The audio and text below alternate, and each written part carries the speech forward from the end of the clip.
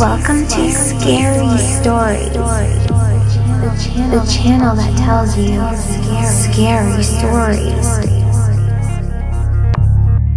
The night we saw a werewolf, as told to and read by Peter Bernard.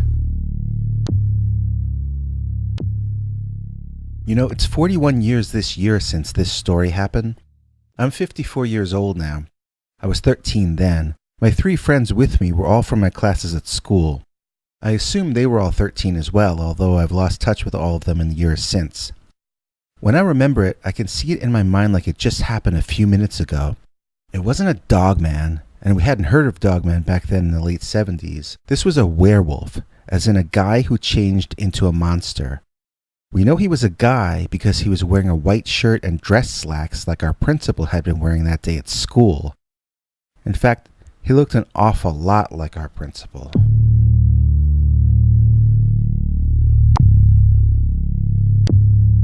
Let me go back to the beginning. Okay, let's call my friends Mike, Ike, and Spike just so I don't have to give their real names. We all lived within 3 or 4 blocks of each other, and we would play together after school most days and on the weekends. This week I remember us playing stickball out on the street, which is like baseball but with a broomstick and a rubber ball. In theory, the rubber ball would prevent breaking windows, but I had broken one with a rubber ball once, and so had I think 2 of my friends. My mother was calling for me to go inside, which usually meant that my 3 friends also were due home for dinner. On this night, for whatever reason, we were feeling particularly competitive, and we resisted my mother's calls and just kept playing on into the darkness. I'm not 100% sure why she didn't shout louder and force me inside, but I guess that on that night, for whatever reason, she just didn't care. So, one of us, not me, hit the ball down the block and it bounced and rolled and went into the scary overgrown lot on the corner of the next block. That meant a home run, but also an out in our ground rules. The home run because that was a long way to hit it, and an out because once it went in there, we might never see that ball again. I was playing outfield, so I ran over toward the lot, overgrown with nasty-looking thorny bushes and tall weeds covered in ticks, then a thick growth of trees just beyond them. In the waning light, they looked even thicker than during the day. I could hear clicking sounds inside the wood and grass, which I took for some kind of giant alien bugs getting ready for a long, spooky night. My friends, still not wanting to quit playing, called for me to go in and get the ball. I looked and I couldn't see it. I couldn't even see a space anywhere in the vegetation where it might have entered. I shrugged my shoulders and waited for them to run over to me and see for themselves. We all argued about who should go in and search for it, and I argued for us resuming the play after school tomorrow. I figured I could buy a new ball at the store on the way home from the school bus and not have to deal with those thorny bushes and ticks. I was just starting to win the argument, and the others were accepting that it was past time for us to break off playing for the evening, when we all heard it. Some kind of snapping sound, louder than the clicking sounds we had heard earlier. It sounded like something large was out there in the trees, something man-sized. Now, like I said, this was almost half a century ago, but even then we knew enough to be scared of strangers, especially strangers that hide out in the woods. We immediately started backing away from the trees and weeds when, crash! This thing much taller than a man leaped out of the forest. I mean literally leaped. It was as though it had jumped onto a trampoline, then flew out of the forest on the momentum. We all screamed without looking at the thing for more than a split second, yet we all somehow were able to give detailed descriptions the next day in school which matched what the others saw. The thing that jumped out of the woods was a werewolf or a wolf man. Not an upright walking canine, but a hairy man with a dog-like mouth and hairy clawed hands. He was, as I said earlier, wearing a dress shirt and slacks, and his face, in the brief instance we saw it, looked to all 3 of us like our principal if his face had been entirely covered in hair. He landed behind us growling.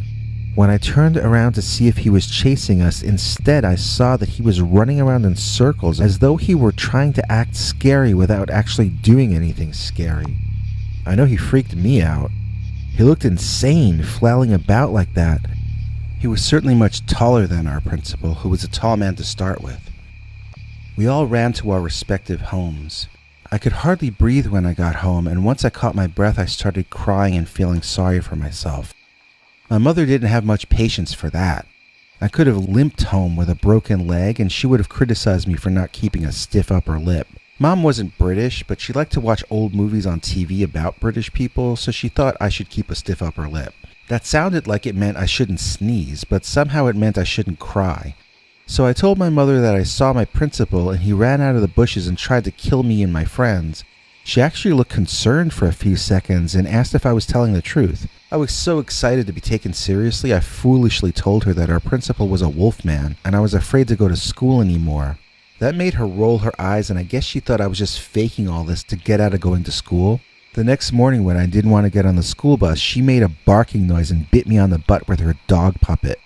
When I told her to stop, she said that wasn't her, it was my principal, the wolfman. I was genuinely afraid for my life, and my own mother thought it was one big joke. So, on the school bus, my friends and I were the stars that morning. Spike and Mike had already gotten on before me, so I was actually met with applause by the other kids who had heard the whole story already twice and now wanted to hear my version. When Ike got on, the same surreal applause greeted him. We told the story on the bus, in homeroom, in between classes, in gym, at lunch, and during study period. Everyone had already heard at least one other version of the story, so if I accidentally left out a detail, they would insert it for me. I didn't see my principal all day, so I forgot about how unsafe I had felt that morning.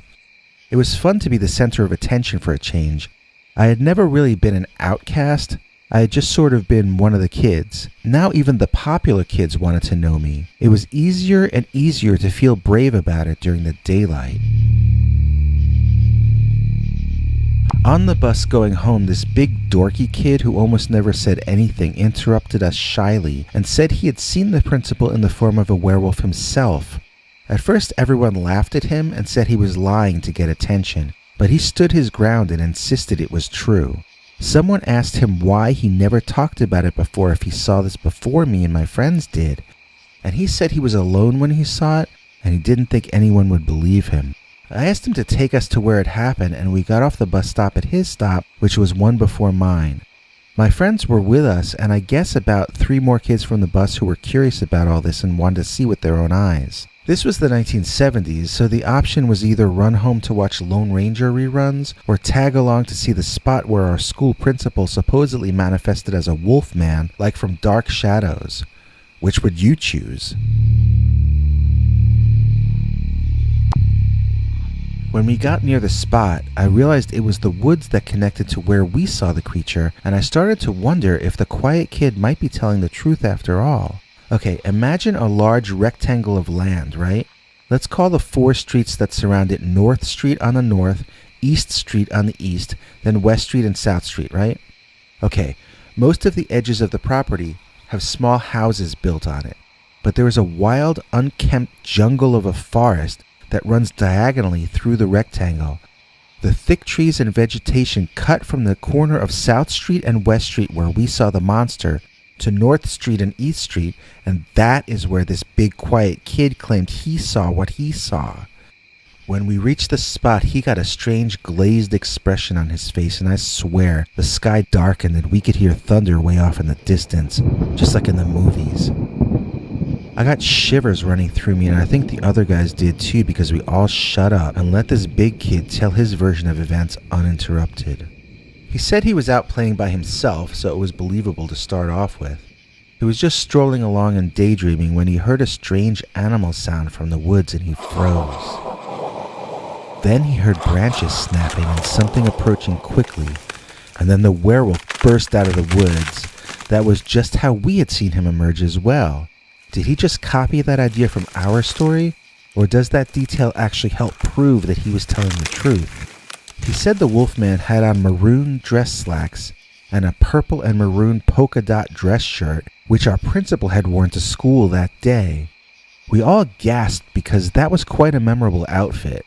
It was finished off with a maroon polka dot tie, and it was a big topic of discussion throughout the school. We couldn't wait for him to wear the ensemble again, but he hadn't yet, at least so far. According to this kid, though, the reason our principal had never worn the garish outfit again was that it had gotten torn up while he was out all night, doing the things that werewolves do.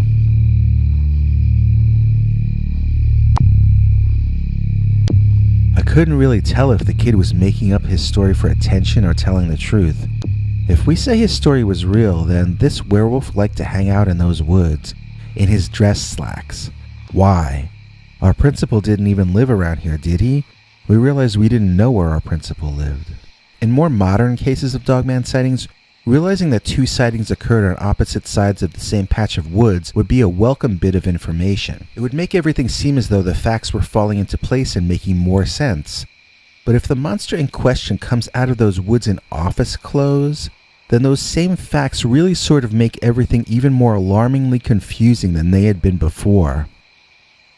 I didn't want to believe what this kid was telling us because it made the whole thing a lot scarier to me personally.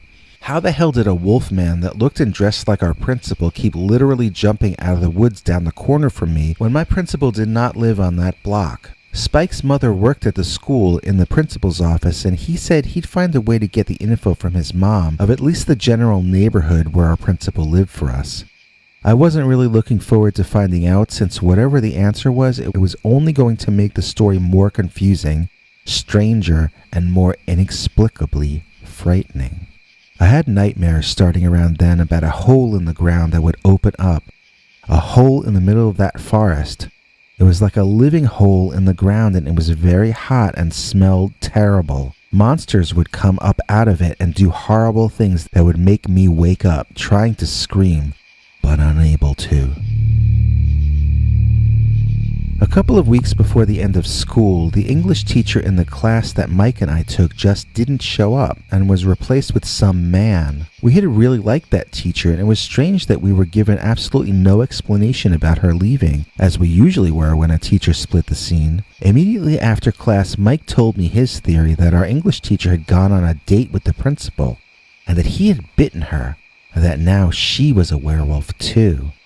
And that's why they couldn't tell us what had happened to her. I asked him why she had to leave school when she became a werewolf if the principal was still there, and I forget what his dumb reply was. I thought his theory was idiotic, but then Spike came back with the info he had gleaned from his mom in the office. The principal lived in the next town over, and none of the adults were willing to talk to Spike in any way about what had happened to our English teacher. Whatever it was the kind of a thing that an adult didn't talk to a kid about in those days. I can't even imagine what happened to her, but at the time, I started reconsidering Mike's werewolf theory. So did a lot of the kids in the school, in fact. Although the conspiracy theories about Principal Wolfman never broke through into the adult culture, never got reported on the evening news or in the local newspaper, it was every bit as real to us local kids as the latest movie blockbuster or hit TV show or album. Soon, school ended and the summer took over. For Mike, Spike, Ike, and me, the werewolf in the woods remained every bit as real, and we avoided the forest after dark without exception. We talked about Principal Wolfman to each other every single day, making up stories about what he was doing at that very moment. One day Spike told us his mom said the principal was on vacation on some island somewhere. He wanted to go search through the woods that day since we could be sure the principal wasn't even in the country, let alone the neighborhood. That made sense to the others, and they felt it was that day or no day. Me? I wasn't so sure. After all, the principal had never lived on that block. He had never had access to that patch of forest, and so if he could magically appear from the next town over into those woods, he could logically transport himself from some island to there as well. After all, we really had no idea what kind of magic or technology we were dealing with here. I was overruled, and it was voted on that we should search those woods that day. It was very sunny, but not super warm, so it was the perfect day. I complained about ticks and bugs, so we all pulled our sweat socks up over the bottoms of our pants to try to keep the blood-sucking bugs off our skin. Then, into the forest primeval we ventured. There were places that were impossible to pass through on the ground, and we would have to climb onto the lower hanging branches of the nearby trees to climb over certain areas. On the edges we saw remains of old partying from a long time ago, empty beer bottles half buried in the ground, pop tops of old cans, wrappers from brands of pastries that had gone out of business already. But once we got into the center of the forest, It really looked like nobody had been there for 100 years. Why would anyone want to? It looked like birds lived there, and rodents, and probably that was about it besides the 870 million different kinds of bugs. We were climbing and marching for what seemed like a week, never seeing any signs of human life or culture anywhere around us. We were less than 2 blocks away from my home, but we might as well have been in the middle of a South American jungle. And then we saw it. It was unmistakable. It was real, and it was right there, hanging from the branch of a tree. It was ragged. It was old. It had been out in all kinds of weather, and it had lost some of its color, but it was there, and it was real.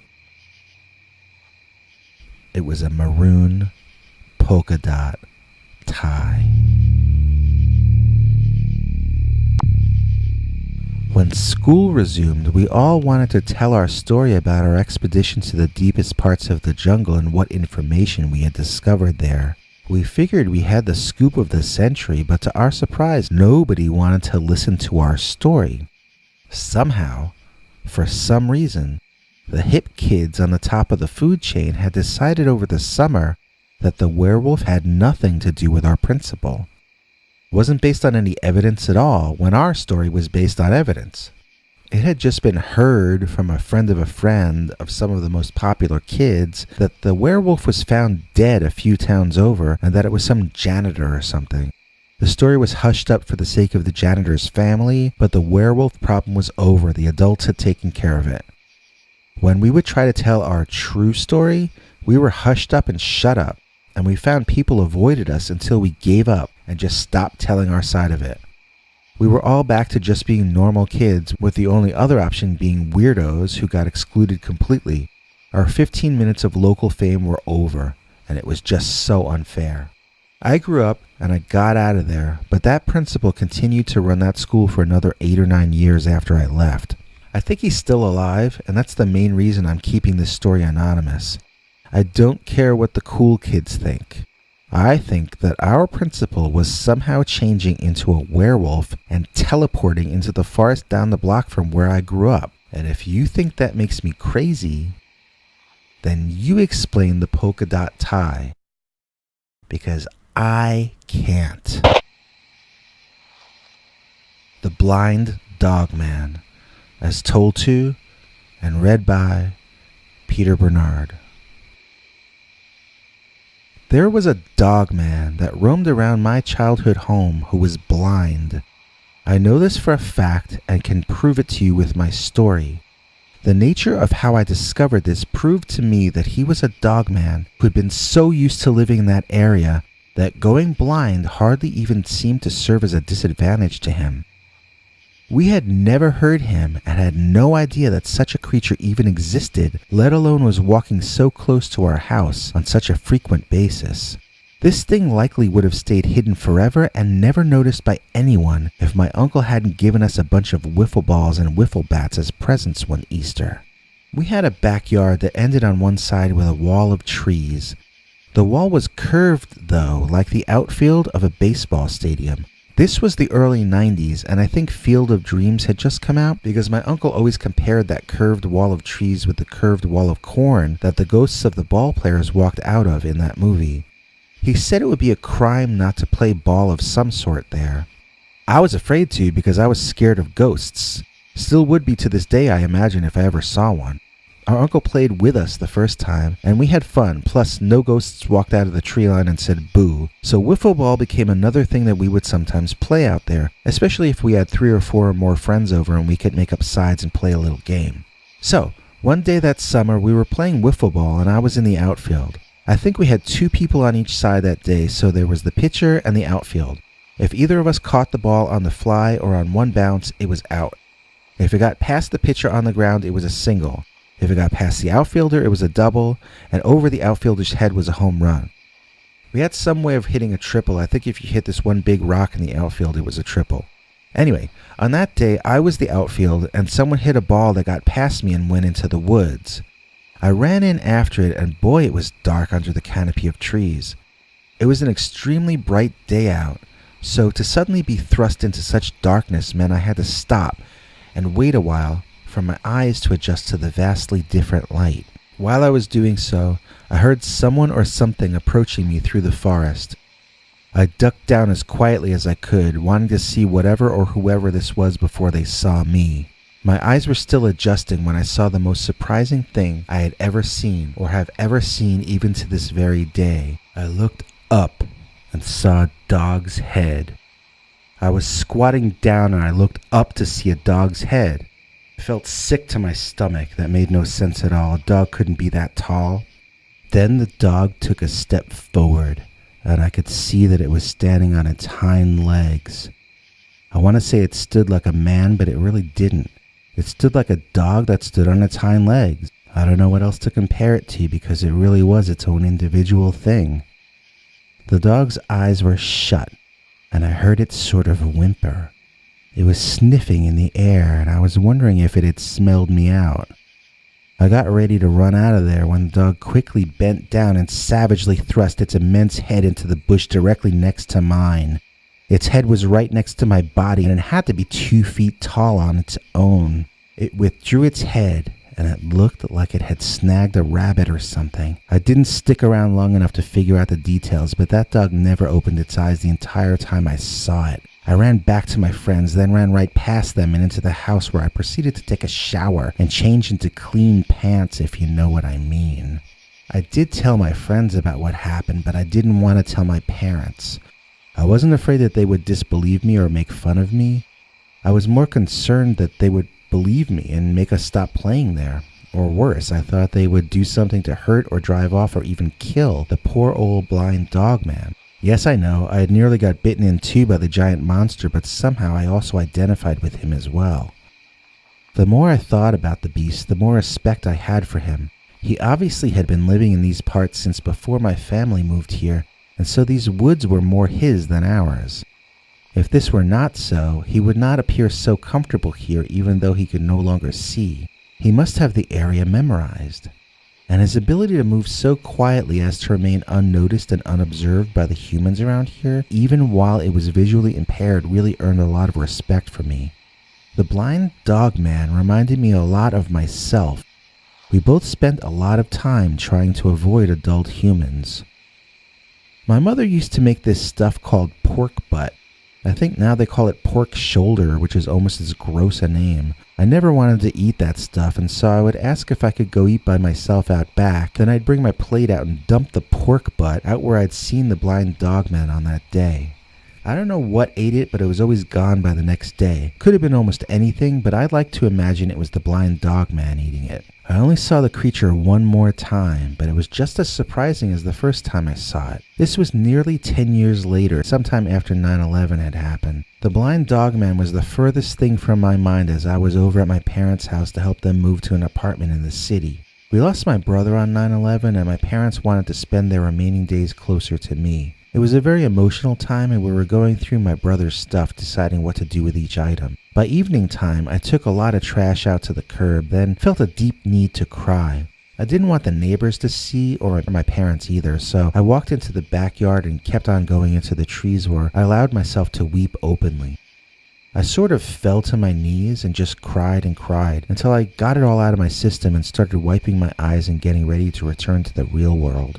But before I could, something from the unreal world paid me a visit.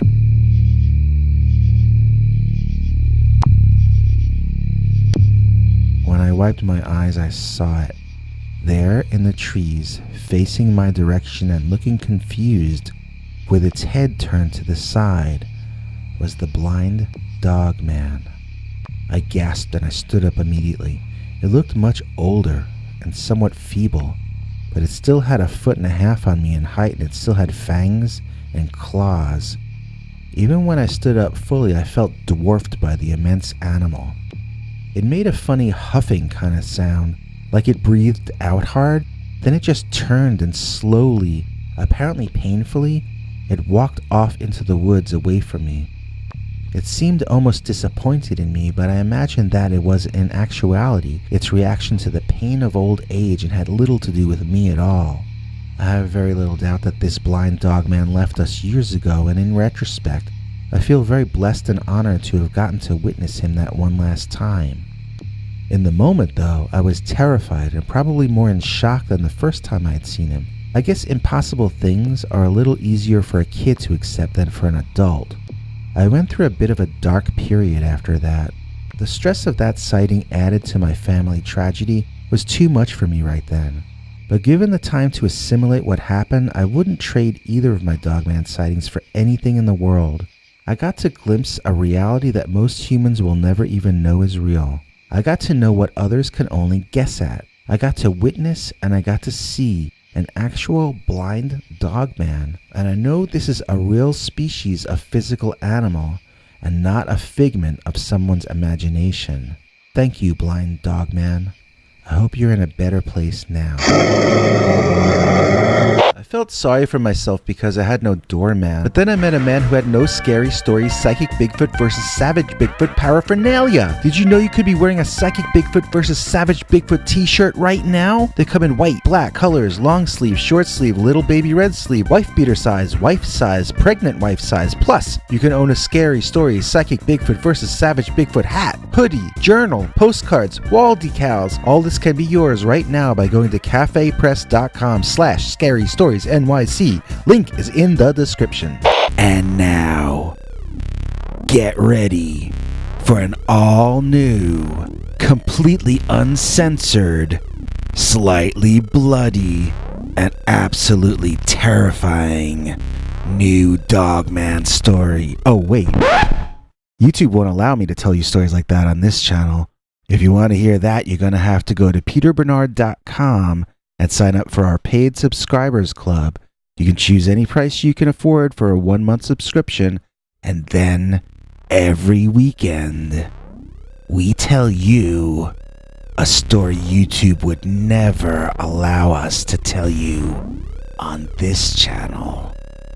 See you this Sunday for an all new, very scary, completely uncensored Dogman story. Get your Bigfoot for President t-shirts, mugs, buttons. Get them now. cafepress.com/Bigfoot for President. Let's dip into the Scary Stories mailbag. Dear Scary Stories, my neighbor literally trained his dog to be an upright walking canine. Now he wanders around our neighborhood like a person. The only trouble is that this person is around 7 feet tall on his hind legs, and he has a tendency to like to stand around in the bushes, acting like a peeping Tom, spying on houses in the area. I think he's an Irish wolfhound, but I never asked. It has a kind of shaggy, cute little dog face on this giant dog's body. It's literally the biggest dog I ever saw, and when he's walking around at his full height, I don't see him as cute at all, but sort of intimidating and vaguely threatening. Of course, the owner thinks our fear of his walking Frankenstein is hysterically funny, and he encourages the beast to spend his days touring our private properties and annoying us. Now, I want it clear, this creature does not ever look natural on his hind legs, even though he's been walking on them for years. He kind of wobbles, and he looks exactly like what he is, a dog doing a trick he was trained to do. So he's not intimidating in the way a feral animal would be. It's just that you have to look up to see his face, and he gives you these looks back that say, I could crush you anytime I wanted to. At least that's what his expressions look like to me, but I'm only 5'6", so maybe I'm extra sensitive about how tall this dog is. In my community, that's not especially short though, and I've never heard anyone say they enjoy their visits from the upright walking canid. So it's not a story about a cryptid, and it's not really scary in the normal sense, but I thought somehow you might find this story interesting nonetheless. I wonder how many other dog owners across the country and the world think it's funny to train large canines to walk on their hind legs. I wonder if any Dogman sightings might be the result of such eccentric dog owners and their eager to please pets. Just an idea. Keep up the good work. Anonymous in Anonymous Land. Thanks, Anonymous. That's a good story. I never heard of anything like that before. It might not be scary in story form, but I bet it's pretty creepy when you notice a 7-foot-tall dog is peeping in your windows. I know that would scare me even if I knew who the dog was. Okay, next letter. Dear Scary Stories, I'm trying to start a new channel and I want to be just like you. I want to ask your opinion. Should I call the channel Scary Stories, like with 2 E's, or should I call it Scary Stories, like with an I like that? Also, should I do Dogman stories most of the time or all of the time? Please answer quickly, as I have promises from some of the top YouTubers in the scary stories field that they will promote my new channel and I can't wait to get started. Signed, Scary Stories. Dear Scary Stories, how about you don't impersonate my channel, don't copy my name, and don't copy my stories? What's next? Dear Peter and Scary Stories, I think there's a family of Bigfoot living behind our house this summer, but I can't get my father to go out squatching with me to find out more. As of now, I'm banned from going into the forest without adult supervision, but then the adults all refuse to go in the woods to supervise me. How can I ever search those woods under these circumstances? I'm thinking about just going out there alone after my parents go to sleep one night. They wouldn't even know I was gone, and I might find important evidence to prove the existence of Bigfoot in the meantime. That would show them, I think. Plus, it would advance the cause of science. What do you think of my plan? Signed, Science Minded. Okay, dear Science Minded, I can understand your frustration and I empathize with what you're going through. I would not advise going into the forest alone, though, as you can get yourself killed that way. The same advice would apply to adults, so I'm not singling you out because of age or anything. Nobody should wander into the forest alone at night. It's just not safe. That's something for people who are trained years to go do. If you want to do that, you can start reading about it and mentally preparing yourself now, so that when you're older, you'd be confident about surviving alone in the woods. Another thing I might try if I were you is talking to maybe a science teacher at school or some other relatively trusted authority figure about the idea of mounting a nighttime expedition into the woods. Sometimes just involving other respected adults can wake your parents up to the fact that you're very serious about this subject, and they might get off their butts and help you out themselves, if for no other reason than just to keep strange science teachers out of their woods at night. Good luck, and please don't get yourself killed by the Yeti. It's hard to find good listeners. Dear Scary Stories, I have a recurring dream, one in which death itself appears in the form of a dogman. It wears a cloak and carries a scythe. It appears at the foot of my bed and the hood falls backward, revealing that it has the head of a ferocious, angry dog. Suddenly the dog is in my face, snapping at me, and I wake up screaming. It's not sleep paralysis because I am able to move and I am able to scream. I wake up my girlfriend and sometimes I wake up the downstairs neighbor who bangs on the ceiling. I'm told I scream things about the Japanese attacking Pearl Harbor, which is strange as I never remember seeing war imagery or imagery of Hawaii. I only see the dogman standing at the foot of my bed representing death itself. Do you think that this is a sign that dogman or dogs will be bad luck for me? Should I sell my dog? I'm afraid to pet him because of the dreams. This really has me a nervous wreck and it's affecting everything, even my job. Do you have any advice? Signed, Dogged in Dogtown. Dear Dogged or Dogged, I'm not a trained mental health physician, so I'm probably not the person you should be asking for advice about your dreams or about why you don't want to pet your dog. The only things I could suggest would be the things anyone you know might suggest. If you're drinking caffeine or smoking cigarettes, maybe try lightening up on them a bit, if that doesn't make you more anxious. If you've been listening to a lot of scary stories about Dogman, maybe take a week off and go watch comedy videos for a while. Whatever kind of comedy is funny to you and makes you laugh. Another thing to try to do would be relaxation audio and video. If you have nature near you, maybe go sit in the park or near a waterfall or a stream or a public fountain. If you don't have access to anything like that, watching the clouds in the sky can be a very relaxing and centering activity. Whatever brings you out of your mind and out of your worry and back into the present moment of your actual life is probably a good thing. The only time you should be worried about Dogman is if you see, hear, or smell a real Dogman. As long as it's something in your mind, as long as it's not in your physical presence, then you have permission to not be worried about it. This goes for everything else in your life that worries you too, from Bigfoot to your taxes. Don't worry about the bear chasing you until the bear is actually chasing you. Otherwise, you'll be dying 1,000 deaths instead of living your life. Trust me, it's gonna end bad for you. You're going to die in the end of your story. So there's plenty of drama and misery coming for you to wallow in when the time is appropriate, if that's what makes you happy. In the meantime, let's all help each other to have as much fun as we can for as long as we can until the inevitable sad ending arrives. Okay, we'll be back with a brand new cryptid story submitted by one of you right after this. Do you have a scary story you want us to read on the show? Just call our voicemail hotline, 804-LIST-SCARY. That's 804-537-2279. And now for something completely scary.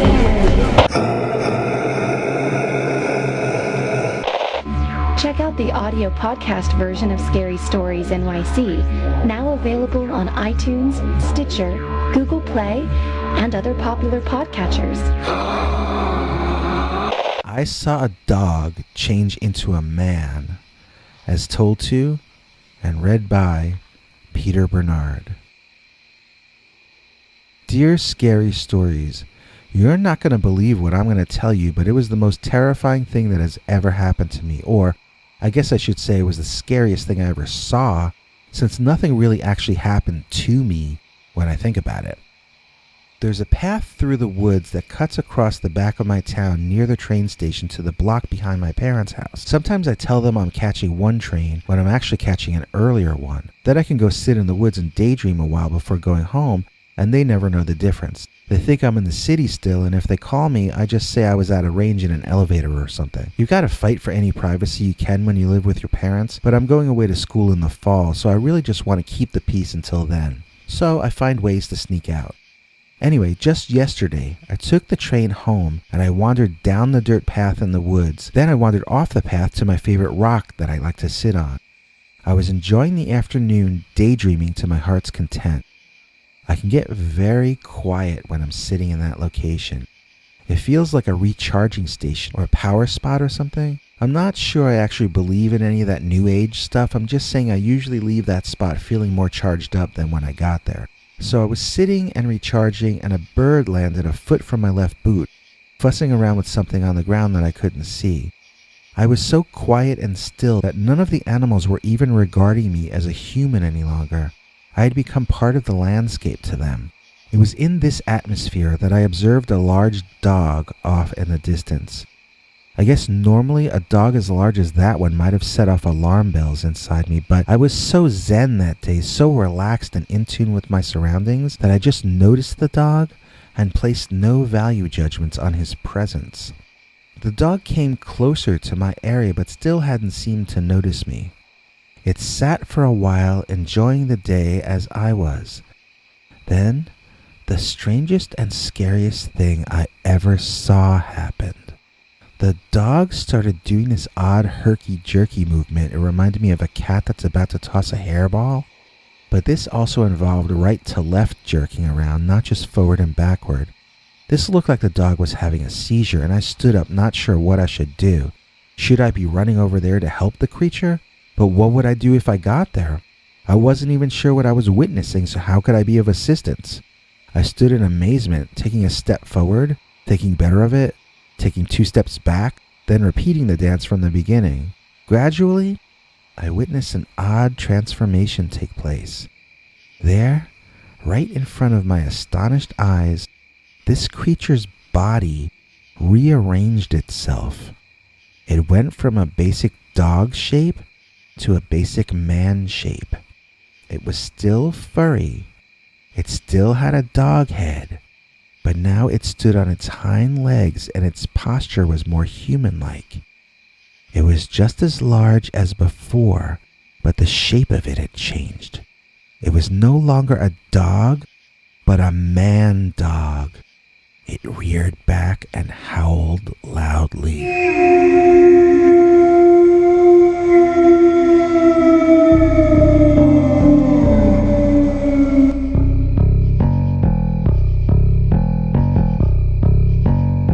I ran home, crying like a little baby and squealing like a 2-year-old girl. I think I saw the Dogman or a kind of a werewolf, but it was not a werewolf that changed from human to wolf. I saw a dog transform into a werewolf, which I swear is not even a concept I'd ever considered before. I'm still not really sure that I'm not losing my mind. I was not on any major drugs yesterday, I was not drinking, I was not on a hallucinogen, and I'm not currently on any prescription meds. I can't rule out that this was some kind of hallucination, but I don't think it could possibly have been a prank, as the special effects required to fake what I saw would have been quite costly and sort of pointless to create just to fool me personally. Either that was real or a trick my mind was playing on me, but I don't think it was a trick someone else played on me.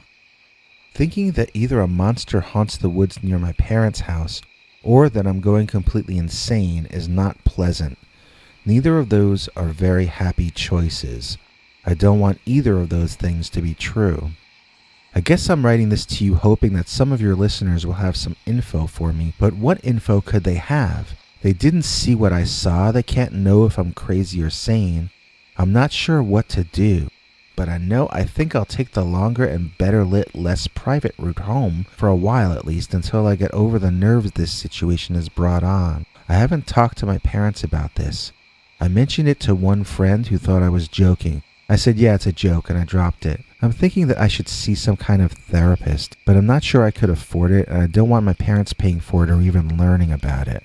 I guess I'm asking for advice if anyone has some for me. I think I might just never talk about it again and try to act like it never happened. Maybe that way I can block it out and eventually forget about it. But I have a feeling that no matter how much I block that were-dog out of my conscious mind, it's gonna come back. And my subconscious thoughts and dreams will be haunted by Dogman.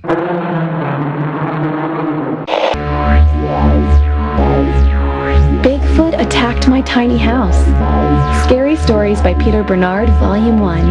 Now available on Amazon in paperback. My father was a conspiracy theorist, as told to and read by Peter Bernard.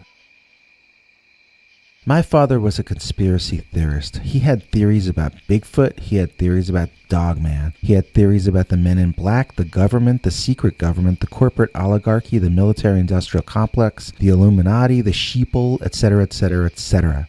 If there was a conspiracy about a subject, my father had a theory about it. But all this time, he held down a day job, and it was all just a hobby to him. He would lecture us about his theories, but to me and my mom, it was all in one ear and out the other.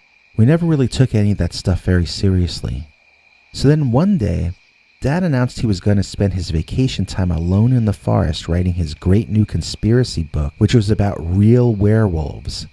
This was the mid-1980s, and we thought he was crazy. We also thought he was selfish going to the woods alone and leaving us in the city. Some vacation. Some father.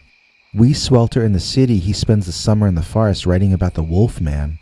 My mother was talking about a divorce. The thing is, my father never came home. When my mother got a neighbor to drive us up to the cabin and check on him, we found the place had been ransacked. Papers and furniture were thrown everywhere, and there was no trace of my father. A search was launched, and he was never found.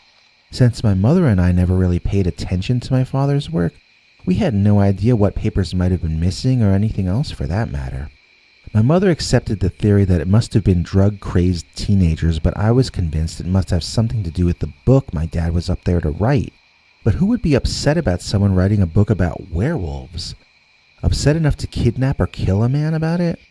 What exactly had my father uncovered? I was a kid at the time, so I didn't think to save his papers. I imagine my mother threw them all out. I regret that to this day. At least if I had some of his papers, I might have a clue about what really happened. As it is, the only thing I can be certain about is this. There is something very real and very true about the Dogman. And there are some very powerful people who don't want you to find out what that very real truth is. Dogman is an ancient demon, as told to and read by Peter Bernard. Dogman is not a normal animal, and it's not from outer space. It's not a man that turns into a wolf, and it's not a skinwalker. It's a demon, an ancient demon, and it's been known about since ancient times. Look at these illustrations. They are ancient depictions of Dogman, yet that is not how they are labeled. They are labeled as demons. It was these drawings that spurred my personal research into the subject. What I found was utterly horrifying, yet I feel I must share this story with you all to prevent any of you from daring to walk in my footsteps. Please, I beg of you, do not in any way imitate my actions. I was a fool to attempt what I did, and I will not supply you with many details, as I am lucky to even be alive after the stupid things I attempted. To make a long story short, I summoned the Dogman. I read everything I could find about Middle Eastern demonology, and I learned things that really should probably be forgotten. Then, one night, I performed a spell to summon one of the dog-headed demons, and nothing happened. Nothing happened in the room I cast my spell in, that is. I laughed at myself and cleaned up all the junk all over my room, realizing how silly I'd been, thinking demons were real and that they could be brought into our world. What did that even mean, anyway? I went to sleep and I figured that was the end of that. I was tormented by bad dreams all night. I would wake up and not remember what I had been so frightened of only a few seconds earlier. I felt strangely threatened and unnerved by the already forgotten nightmares in ways that I hadn't experienced since I was a small child. That morning over breakfast, our neighbor came over to ask if we had seen her cat. We hadn't, and she never did again.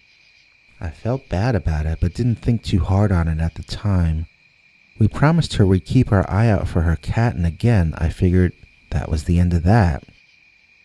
Later in the day, the father from the family who owned the farm down the road dropped by asking if we had seen his mare. She wasn't in her stable that morning, she had just gone missing.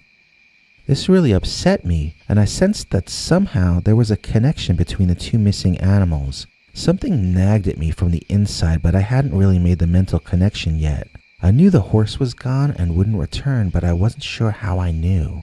That night, I woke up from a nightmare, and this time I could remember what happened in it. I was out in our backyard, and there were spaceships flying all over the place in the sky overhead. I really disliked this experience because when they were directly overhead and their light beams would touch you, it very much felt like there was someone standing next to you staring at you. Sometimes they'd stare into my eyes. Other times they'd sort of be looking into my mind. But it was the sensation of someone far too close for my liking, someone invading my personal space. In the dream, this was a familiar sensation. It happened all the time, and I already knew I disliked it. I ran into the forest at the edge of the yard to get away from the influence of the saucers and the men inside standing next to me on the lawn. Once I was in the forest, it was dark and it echoed like a cave, or maybe the interior of a cold stone castle. I ran deeper into the darkness because the darker it was, the harder it was for the saucers to pierce through the cover and harass me. I finally reached a place where it was fully dark, and I felt intense gratitude and laid down on the cold, soft, wet ground to try to sleep. The ground grew warm, and I both felt and heard a vibration. At first, it was sort of an extremely low hum, and then it became something more like a low growl coming from the ground. I stood up and the ground heaved as though there were an earthquake. I fell onto my side and I looked up to see that I had not been sleeping on the ground, but on a dog-headed hairy ape man who had been sleeping under me. I wanted to go, but I felt the pull in my stomach and my belly. Something from the dog-headed ape man was holding me to the spot, painfully hurting me in the process. It was the demon I'd been trying to summon, and it was hurting me in a way I couldn't understand, but which was extremely unpleasant to the point of being unbearable. I don't know if that makes sense, but in the dream it was very real, and I felt that the creature was going to kill me without ever touching me when my alarm clock went off and returned me to the normal world of common everyday horrors.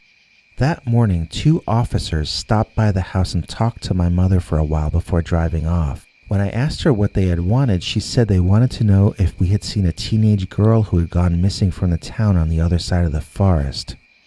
This hit me very hard. I felt really strongly that all these things were somehow tied together, including my nightmare from the night before. All of these disappearances after I had summoned the dog-headed demon, this was all because of me, and it was up to me if it was going to stop. I got out my various source materials and researched how to undo what I had done. I could go back in time before this started, sort of like using a restore point on your hard drive, you might say. The problem with that choice is that it would only restore that point for me personally. I wouldn't have to live with the results of my actions, but this timeline would continue, and that would not do anything to relieve my horror or guilt, and would likely lead to more disappearances or worse. Another option would be to go to the creature and perform a ritual I won't describe to essentially unravel it in our reality. It's an 8-dimensional thing trying to exist in a 3-dimensional reality by using a 4-dimensional biological projection of itself, hacked into a pseudo 3-dimensional shell. At least that's my theory, based on what I've read and my own personal interpretation of the fancy old words in the old texts. My method for reading these things written a long time ago is to say, okay, that's what it says, and then to ask, so what does that mean? It must mean something important, or they wouldn't have taken the trouble to write it down. If it seems like poetry in code, that's because it is. So interpret away and hope that you're translating it right. Short version. I decided I had to go into the woods, and it had to be alone, and I would only be armed with my ceremonial weapons, which, as I said earlier, I had better not even describe for you. I walked into the woods centrally located to all the disappearances, and I was terrified at what I might find, and at what might find me. All I found, though, was a beautiful day in a beautiful patch of woods. It was so incredibly peaceful there, I felt like I wanted to take a nap. I hadn't even been sleeping while I'd been so stressed with the nervousness and guilt. I wanted so badly to sleep, but noticed the strange quality of the feeling. The name Rip Van Winkle popped into my head, and I decided napping might be a bad idea. I wandered out of the woods into a small clearing, maybe 80 or 90 feet across, and a roughly circular shape. Here is where I would perform my ritual to draw out the creature, then either ceremonially or perhaps literally banish it from our 3-dimensional fraction of its reality. Well, I laid out the things I needed to lay out, and I began my ritual as I had memorized it. Almost as soon as I began, I was gripped like someone grabbed my belly with its giant hand and pulled. I had felt this pain before. It was the pain from that dream. Imagine a rope tied around your insides, and something that doesn't like you is pulling on the other end of that rope. In my mind's eye, I could see the dog-headed demon, but I have to say in honesty that with my eyes I saw nothing out of the ordinary. I was in extreme pain, feeling almost like I would lose consciousness 1 second, and like I would be sick the next second, and then like I was sleepy the moment after that. I forced myself to finish the ceremony, and when I did, I heard a dog or a wolf's howl in the forest, as corny as that sounds. I guess I fell asleep then, because I remember waking up at some point and walking home feeling like a heavy weight had been lifted off my shoulders. My stomach would ache for days, like I had been in a boxing match with a heavyweight champion. I kept looking at it, expecting to see bruises, but none developed, and eventually the pains faded away. The teenage girl had already been found before I woke up the next morning. I don't remember what happened with the animals, but I know for sure the girl showed up and she was dehydrated but otherwise fine. She had no memory of what happened. Her clothes were a bit torn up when she was discovered by a 10-year-old boy asleep in his treehouse, 17 miles from her home. It was one of those things that happen in your life where you can't really be 100% certain what exactly really just happened. It sure seemed to me like all that magical summoning stuff was real, but that I was an amateur at using it. It seems like something you should sort of take your time to read the manual with and not rush into like you're building a picnic table. Personally, that was my last excursion into the world of magic or the supernatural. I get that it's real. I get that it's actually just a science more advanced than our own, but I also get that it's a gift to live in this 3-dimensional reality, and I want to enjoy it while I can. Yes, this world is an illusion. Yes, this world is a projection. Yes, this is not the ultimate reality, but religions have been telling us that since before humanity even had a word for science. It doesn't mean that this isn't a beautiful place. We can both accept its basic, unreal, limited nature and luxuriate in its bountiful loveliness. It'll be time soon enough to return to the 8-dimensional oneness. From that reality, or way of seeing reality, the Dogman is no longer a demon at all, no longer something to fear. It's only in our distorted fraction of reality that the Dogman manifests as evil. Once we return to the oneness, we leave dualism permanently behind, and nothing can ever be good or evil for us ever again. At least, like I said, according to my theories. The Bigfoot, with the human face, as told to and read by Peter Bernard. I always figured Bigfoot was a real thing, but I expected it to look like Patty that you see on TV. When I finally had my personal encounter with one of the creatures, it did not look anything like what I had expected it to, and it left me unnerved and rattled in ways that I never in a million years would have expected. I was 19 years old the first time I went backpacking or hiking without my parents. I would go out in those days with the tiniest of tents that barely covered my body, but I would only use it when it was rainy or cold. Most of the time I would just sleep out in nature, falling asleep as I watched the constellations pass overhead. I preferred to sleep in a wide open space. I was a light sleeper, and this way I would have some advanced warning if something was trying to sneak up on me. I'm not saying it was impossible that I could be attacked, but it would have to be something that moved very fast. So this one night, I was fast asleep in a grass field surrounded by trees. The closest point the trees got was maybe 60 feet away, and the furthest point was more like 300 feet. So, like the distance from home plate to the pitcher's mound in some places, and the distance from home plate to the right field wall in other places. Suddenly, I got stung in the face by something, and I woke up to find not an insect, but tiny, sharp pebbles all around me and on top of me.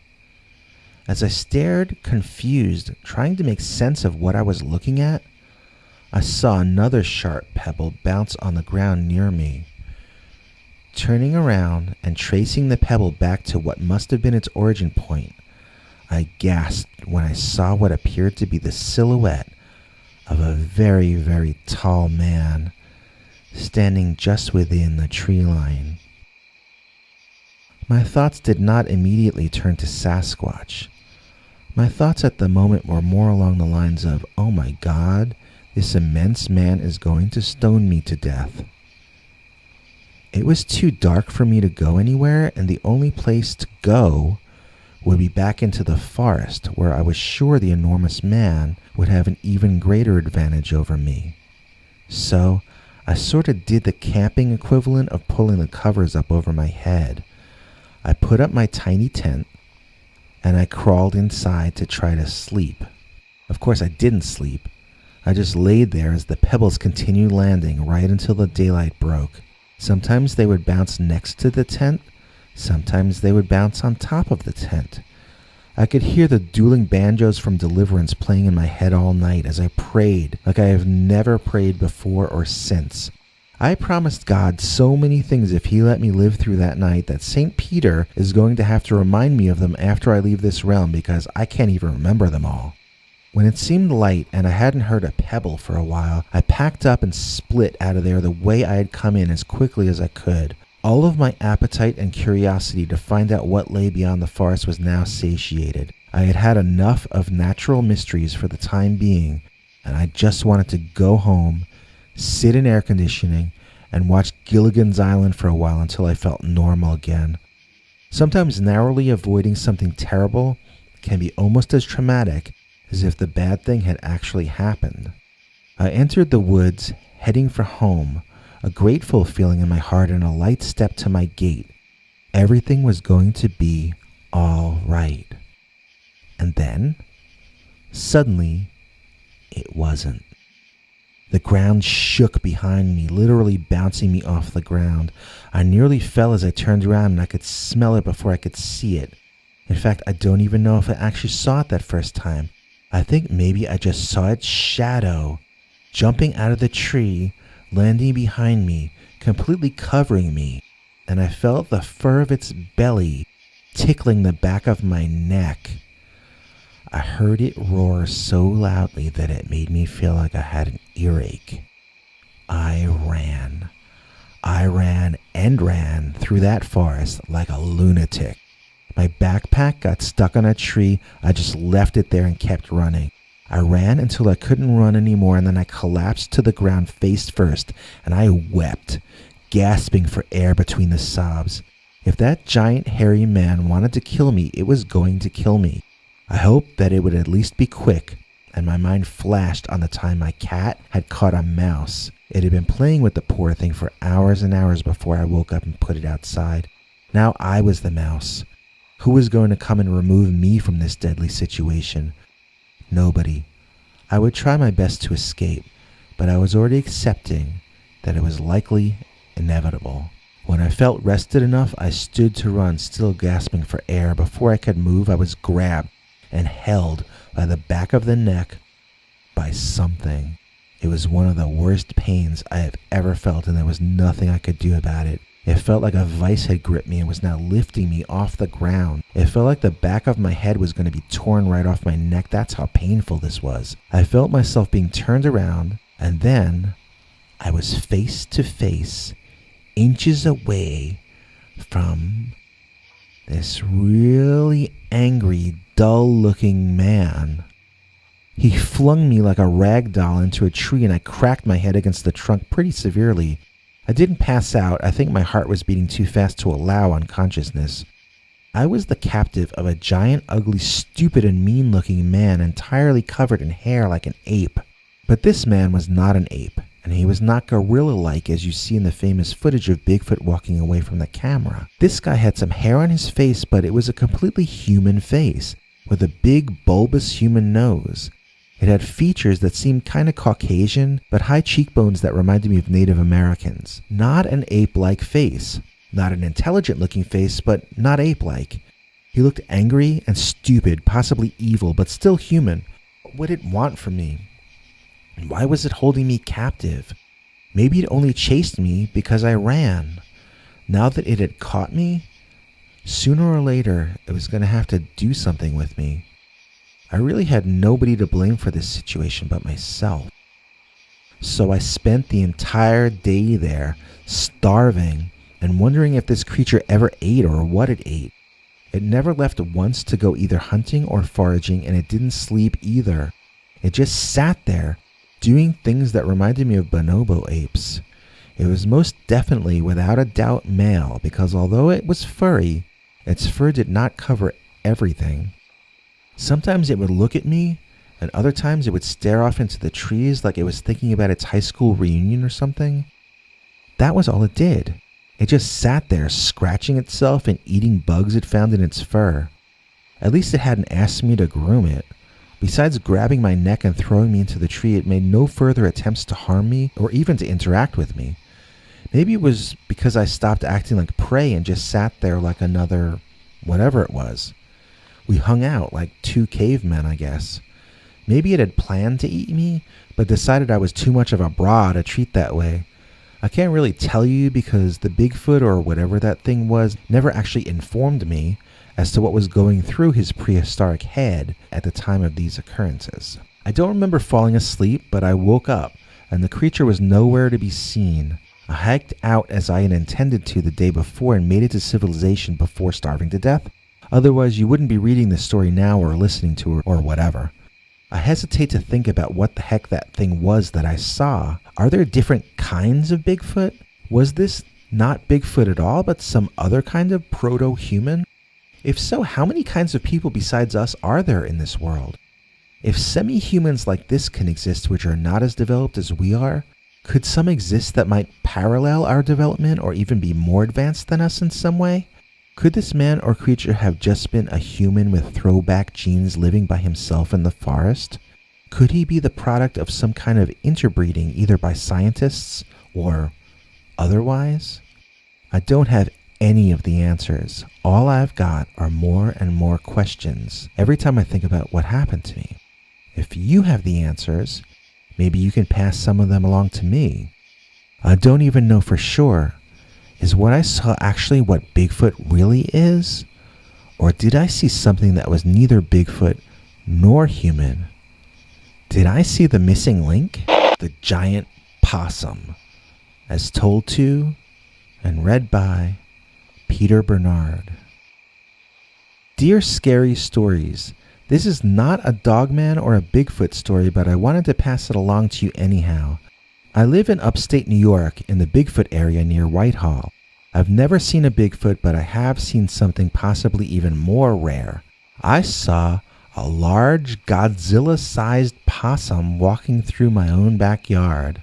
Okay, here's the entire story. There's not much to it. We keep our dog chained up in the backyard at night most of the time. It's a suburban neighborhood and the chain allows him the run of most of the yard without allowing him to escape. Most of the time this works out well, but on this one night the dog was barking loudly at something and my wife yelled at me to get up and bring the dog in. One other time this had happened, it turned out a mother deer and her young one were walking through our neighborhood at night. So I expected to find something like that this time as well. That is not what I found. When I got outside, I found to my surprise that I had no trouble getting the dog to go inside. In fact, he ran past me, not even giving me a chance to take the chain off him. Looking around in the yard to see what could have spooked him so, I saw something that walked straight out of a nightmare. Pushing its way through my hedges was the largest possum I had ever seen or hoped to ever see. This was a 4 or 5 foot tall possum.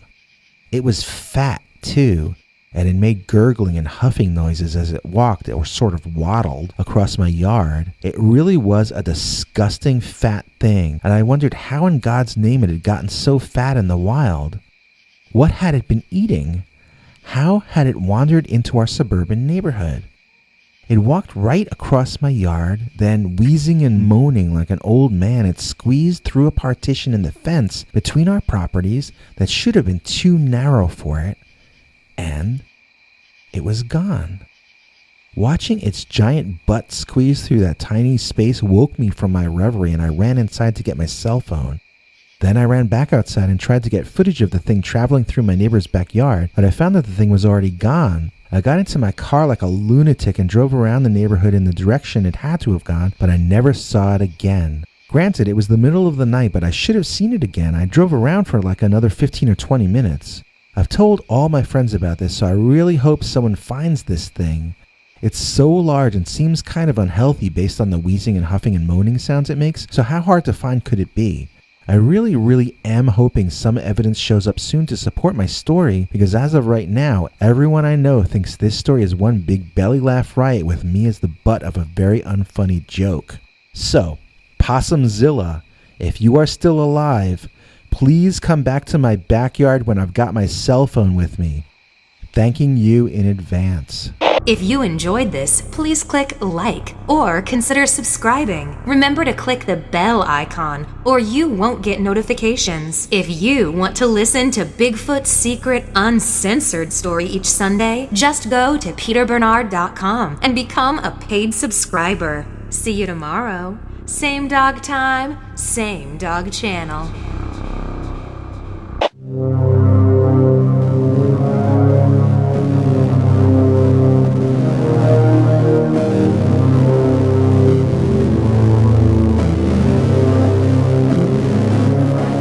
Come back for more scary stories.